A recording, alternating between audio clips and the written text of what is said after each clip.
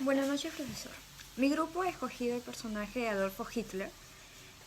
Yo voy a decir lo que es el resumen y evaluaciones. Adolfo Hitler nació en Bohemia en 1889 y murió en Berlín en 1945. Fue un máximo dirigente de Alemania nazi. Hijo de un aduanero austríaco, su infancia transcurrió en Linz y su juventud en Viena.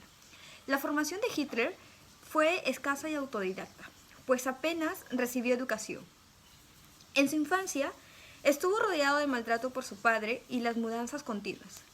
Frente a su padre, Adolfo era servil y temeroso, debido a la actitud severa de su padre.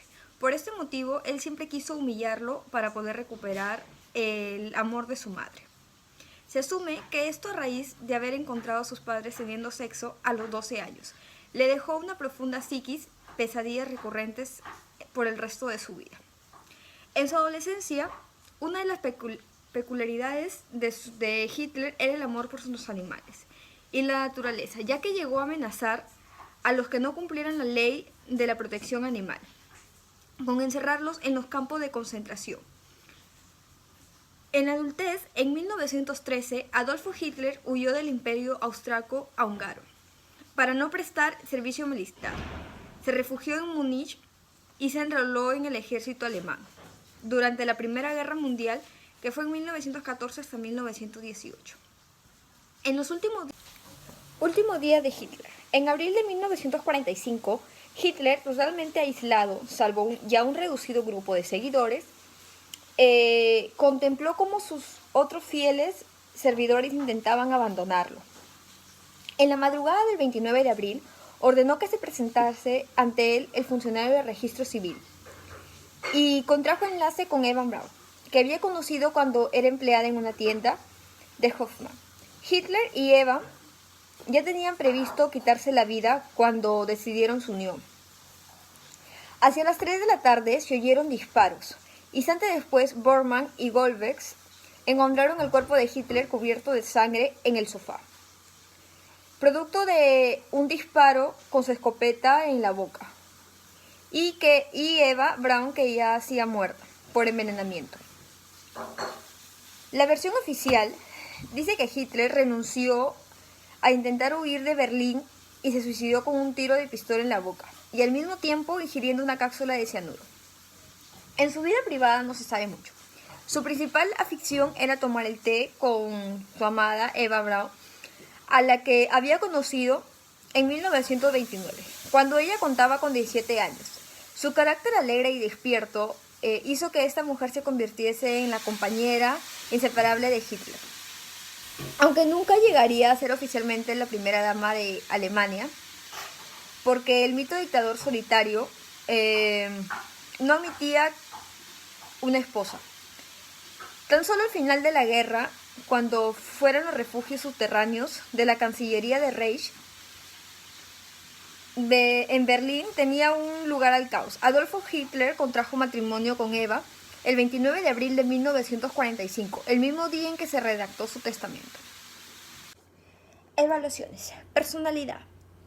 Esta evaluación consiste en 4 escalas de validez: inconsistencia, infrecuencia, impresión negativa e impresión positiva. 11 escalas clínicas, que serían las quejas somáticas, ansiedad, trastornos, paranoia, depresión, etc. 5 escalas de consideraciones para el tratamiento: agresión, ideaciones, estrés, falta de apoyo social y rechazo al tratamiento.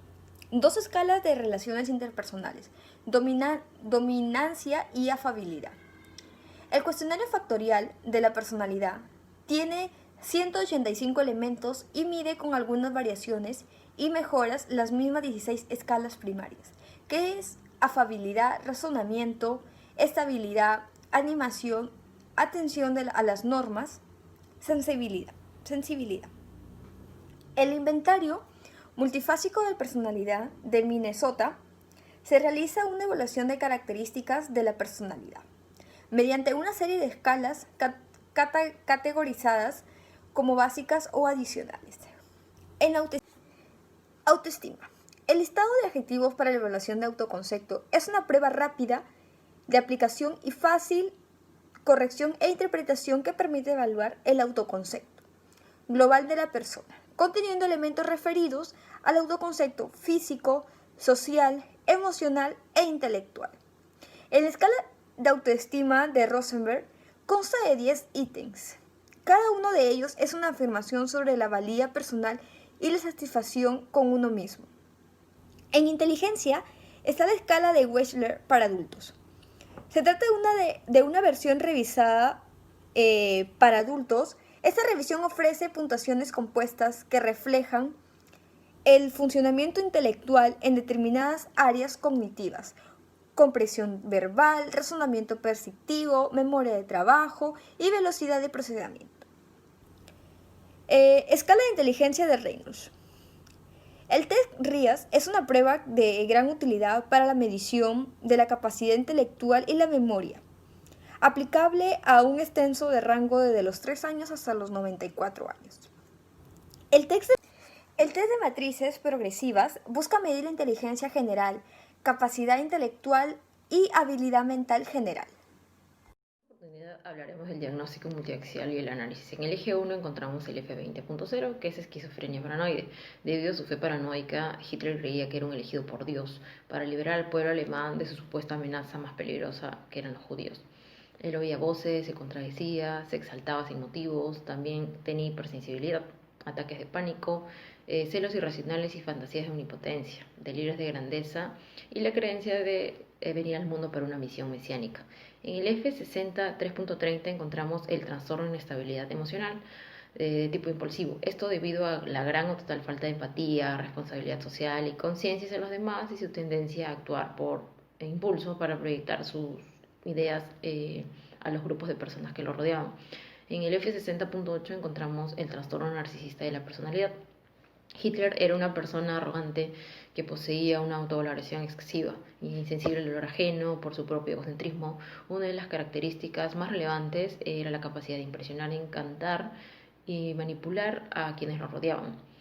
En el F60.4 encontramos el trastorno histriónico de la personalidad. Aquí se puede explicar la recaída que él tuvo y él lo describía como un síntoma de histeria, luego de haber sido internado a raíz de una intoxicación por gas mostaza contraída en una batalla. En el F33.3 encontramos el trastorno depresivo recurrente, episodio actual con grave síntomas psicóticos. Mantenía sentimientos constantes de inferioridad como consecuencia de su apariencia frágil y las experiencias de insulto y humillación vividas en su infancia. En el F60 3.30 encontramos el trastorno de la inestabilidad emocional de la personalidad tipo impulsivo. Hitler mostraba intolerancia hacia los demás, era una persona irritable, fácil de explotar, con poca tolerancia a la frustración y actuar de manera impulsiva. Ahora hablaremos del eje 4. El G20, la enfermedad de Parkinson. Se asumía que Hitler había tomado malas decisiones a causa de esta enfermedad debido a las diversas alteraciones que causan la función cognitiva. También se observa un notable deterioro en sus capacidades motoras desde que subió al poder desde el día de su fallecimiento, hasta el día de su fallecimiento. En el eje 4 está el Z60, son los problemas relacionados con el ambiente. Dentro de él, el Z64, que son problemas relacionados con la exclusión y el rechazo social. Hitler nunca fue un niño aceptado en los diversos ambientes donde se desenvolvía, incluso a nivel familiar recibía el constante rechazo de su padre. El Z61 son los problemas relacionados a hechos negativos en la niñez. Podemos hacer mención aquí a la humillación nuevamente que recibía Hitler, pero esta vez por parte de sus compañeros de niñez, debido a su aspecto físico y esto afectó su nivel emocional. En el Z61.3 están los problemas relacionados a eventos que lo llevaron a la pérdida de la autoestima en la infancia. Esto fue producto de los hechos ya mencionados anteriormente. Aquí Hitler carecía de amor propio debido a que, empezando en su hogar, los constantes maltratos de su padre lo hacían percibirse como alguien sin valor. Su vida y acciones son el reflejo del intento que él hizo por superar esa infancia terrible por parte de su papá. Ahora hablaremos del diagnóstico diferencial y el análisis. En el eje 1 encontramos el F31, el trastorno bipolar. A pesar de haber mostrado síntomas de ese trastorno, no está claro si los síntomas maníacos se debían a un trastorno psicológico o a los medicamentos excitantes, ya que Hitler recibía lo que son anfetaminas. En el F60.2 encontramos el trastorno disocial de la personalidad. Pese a todos estos rasgos, Hitler presenta, no podríamos diagnosticarlo como psicópata debido a que el maltrato a un animal es un síntoma de psicopatía. Sin embargo, él amaba a los animales. Hitler demostró siempre un sincero respeto y cariño hacia ellos, incluso por el medio ambiente, también incentivando a implementar la educación, los cursos relacionados al cuidado del mismo. Hablaremos del análisis funcional de una conducta problema. La definición de la conducta objetivo en este caso sería el maltrato hacia los judíos. En los estímulos discriminativos, ED, encontramos la identificación de los antecedentes internos y externos. Internos podrían ser el odio contra los judíos, que tiene orígenes religiosos. Los cristianos en ese tiempo no admitían que los judíos rechazaran creer que Jesús era el Hijo de Dios. Cuando el cristianismo se convirtió en la religión mayoritaria de Europa, los judíos fueron perseguidos regularmente por muchos años. Los médicos que atendían a su madre que tenía cáncer, la cual murió, eran judíos y los culpó de la muerte de ella porque tenía un amor extremo por su madre. Hitler también tenía sangre judía. Investigamos en que su abuela le fue infiel a su abuelo con un judío, lo cual acarreó problemas a su familia. Su problema se derivó también a partir de que trabajó cuando era muy joven con unos judíos y se daba cuenta del abuso del trabajo, de la paga que le daban y los abusos constantes que cometían con él. Desde ahí también su odio hacia los judíos. En factores externos encontramos que Hitler describe su pensamiento antisemita en Mein Kampf, Mi lucha, como el resultado de una larga lucha personal. Hitler, identificado con las ideas antisemitas, las utiliza para promover el odio y maltrato hacia los judíos y así conseguir la consagración de la identidad nacional. Ahora hablaremos de la conducta o identificación de las variables, en este caso topográficas. Hablamos de lo emocional, como odio, impulsividad, carencia de remordimiento, frivolidad. En lo fisiológico encontramos la sensación de superioridad extrema, la confianza en sí mismo y el autoritarismo que lo caracterizaban. En lo cognitivo, él decía que los judíos, si fueran habitantes exclusivos del mundo, no solo morirían ahogados en suciedad y porquería, sino que intentarían exterminarse mutuamente, teniendo en cuenta su indiscutible falta de espíritu de sacrificio reflejado en la cobardía. También hablaba de la inteligencia de los judíos, que nunca construiría ninguna cosa. En lo motor no hemos especificado nada. Los parámetros. La frecuencia en sus relaciones personales constantes, en sus discursos en público. La intensidad sería 10 de 10, la duración 4 horas por discurso. Ahora hablaremos de los estímulos consecuentes. Aquí vamos a identificar las funciones y consecuencias. Internos. En un principio, la obsesión de Führer con los judíos solo se limitaba a una emigración forzada. Aquí Hitler se veía así como un mesías que debía salvar al mundo de su mal principal, los judíos. En factores externos están las situaciones que se hacían presentes durante los campos de concentración, los cuales se basaban en el trabajo forzado y no eran campos de exterminio en ese entonces, pero sí lo eran después. Se dio la creación de los guetos, que fueron barrios donde se confinaban a los judíos con el objetivo de incrementar su aislamiento de los demás. También creó como parte de un programa denominado La Solución Final. Aquí se dio la erradicación total de la población judía europea. Se estableció el campo de concentración de Auschwitz, que llegó a ser el campo de exterminio más letal, con más de 1 millón de muertos de judíos. Creó también el primer campo de exterminio denominado Chelmer en Polonia. Se dio el holocausto judío y la campaña de exterminio masivo de Hitler. Muchas gracias. Bueno, yo les voy a hablar del plan de tratamiento en el cual estamos considerando que su conducta está en gran parte influenciada por un trastorno por estrés postraumático. Por este motivo, el plan de tratamiento que estamos proponiendo se está focalizando en ello. Aquí predomina en gran medida en este trastorno el afrontamiento desadaptativo, como puede ser el distanciamiento social, el aislamiento físico o incluso problemas con el manejo de la ira. Estamos realizando una terapia cognitivo-conductual, la cual tiene como metas generales dirigirse a mejorar el funcionamiento de la calidad de vida del sujeto, ¿no? Y entre las metas más específicas está disminuir los síntomas emocionales, conductuales y físicos de la angustia y la ansiedad que puede llegar a sentir el sujeto. Como principales objetivos del tratamiento tenemos la primera meta, que es reducir la activación psicofisiológica. Esto requiere no solo de la experiencia, ya sea real o indirecta, del suceso traumático, sino que también el temor y angustia que puede llegar a sentir el sujeto. Algunas herramientas de evaluación que utilizaremos para esta primera meta son la escala del impacto de eventos, ya que esta estima la intrusión y evitación con un hecho traumático, y la evaluación fisiológica, que aborda la activación elevada según el funcionamiento autonómico. También usaremos diversas intervenciones potenciales, ¿no?, para esta meta, como la exposición prolongada, en la cual el paciente deberá enfrentarse a estímulos frente a los que él siente temor, presentaciones imaginarias o en vivo, también una terapia de exposición de canales múltiples, el cual tiene como propósito cubrir la exposición primero a sensaciones fisiológicas que estén asociadas a la crisis de angustia, mediante la exposición interoceptiva. La segunda meta para nosotros es disminuir las ideas funcionales. McCann y Perlman en 1990 plantean que el trauma genera conflictos cognitivos que dan origen a pensamientos intrusivos, ¿no?, como pesadillas, también la activación y la evitación. Las herramientas de evaluación específicas para esta meta serán el inventario de culpa relacionado con el trauma, y también el registro de pensamientos disfuncionales del sujeto. Aquí utilizaremos también intervenciones potenciales específicas, como son la reestructuración cognitiva, la cual pretende identificar y modificar las cogniciones desadaptativas. También estará el autodiálogo guiado, que tras identificar las cogniciones desadaptativas, esta técnica nos va a ayudar a fomentar las autodeclaraciones positivas.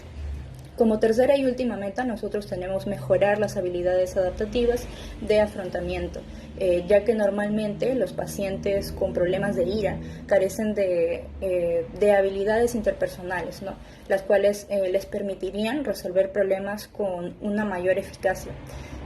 Frente a esta ausencia de habilidades, se genera un incremento en la funcionalidad de lo que es la ira, ¿no?, que es precisamente lo que queremos prevenir. Las intervenciones potenciales específicas para esta tercera meta son el entrenamiento de inoculación de estrés. Esta técnica está centrada en aumentar la autosupervisión durante situaciones que le provocan estrés al sujeto, ¿no?, en un intento de poner en práctica sus habilidades adaptativas de afrontamiento. También utilizaremos una terapia de resolución de problemas, la cual aborda dichas eficacias de afrontamiento, en particular el entrenamiento de orientación del problema, mejora las creencias de los pacientes que son capaces de afrontarlos, ¿no?, con eficiencia. También estará el entrenamiento afectivo, la incapacidad de afrontar con eficacia o tolerar emociones intensas. Es bastante común en personas con este trastorno por estrés postraumático. A menudo les afecta en forma significativa la calidad de vida, ya que presentan diversas dificultades en sus relaciones interpersonales. Por último, tenemos consideraciones clínicas adicionales, ¿no?, que son que al trabajar con pacientes con trastorno por estrés postraumático, es importante que recordemos que algunas poblaciones de riesgo quizá muestren un poco de resistencia para poder hablar de estos hechos traumáticos. También es importante que se evalúen los hechos al trabajar con adultos mayores, ya que estas manifestaciones clínicas podrían diagnosticarse mal, como trastornos del estado de ánimo, por ejemplo. Y es factible llevar a la práctica la terapia cognitivo-conductual en diferentes medios, ¿no?, como tratar el trastorno por estrés postraumático en grupo y no de modo individual. Por último, es importante que los terapeutas también estén conscientes de la traumatización indirecta que les puede generar, ya que pueden sufrir algún tipo de perturbación como resultado de trabajar con víctimas de este trauma. Y bueno, eso sería todo. Muchas gracias por su atención.